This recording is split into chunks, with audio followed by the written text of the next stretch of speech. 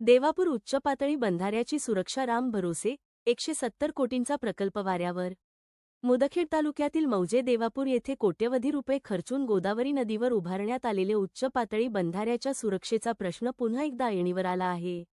गोदावरी मराठवाडा पाटबंधारे विकास महामंडळाच्या वतीने तब्बल 170.78 कोटी रुपये खर्च करून हा बंधारा बांधण्यात आला आहे. मात्र इतक्या मोठ्या प्रकल्पाच्या सुरक्षेबाबत प्रशासन पूर्णतः उदासीन असल्याचे चित्र दिसत आहे.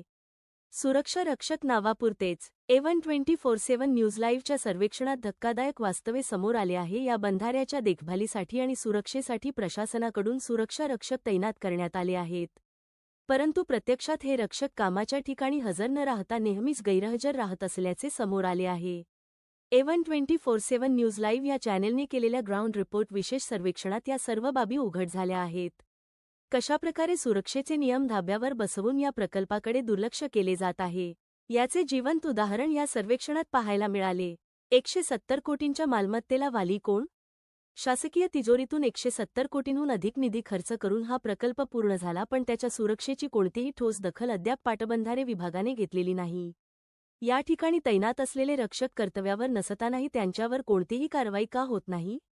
या सर्व प्रकाराला जबाबदार नेमके कोण, असे प्रश्न आता उपस्थित केले जात आहेत.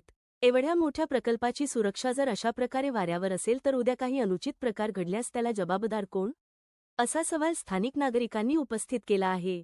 या प्रकरणाची सखोल चौकशी करून कर्तव्यात कसुरी करणाऱ्या सुरक्षा रक्षकांवर आणि जबाबदार अधिकाऱ्यांवर कठोर कारवाई करावी अशी मागणी आता जोर धरू लागली आहे.